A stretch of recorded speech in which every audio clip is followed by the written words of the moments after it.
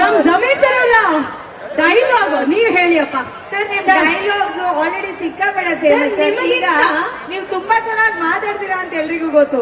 ಈಗ ಸೂಪರ್ ಆಗಿ ಹಾಡು ಹೇಳ್ತೀರಾ ಅಂತ ನಮ್ಮೆಲ್ರಿಗೂ ಗೊತ್ತಾಗ್ಬೇಕಲ್ಲ ಸರ್. ಸರ್ ನಿಮ್ ಡೈಲಾಗ್ ಎಷ್ಟ್ ಜನಕ್ಕೆ ತಲುಪಿದೆ ಅಂತ ಕೇಳ್ಬಿಡೋಣ. ಅಷ್ಟು ಡೈಲಾಗು ಏನು? Congratulation brother, congratulation.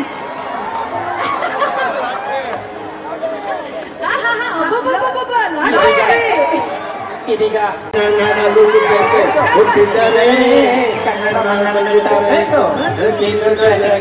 ಬಂಡಿ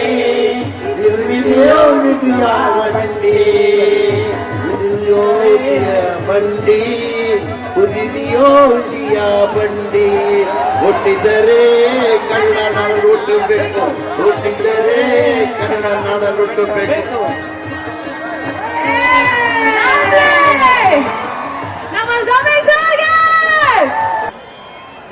ಅದ್ಭುತವಾದಂತಹ ಸಂಗೀತ ನಿರ್ದೇಶಕರು, ಉತ್ತಮವಾದಂತಹ ನಟರು.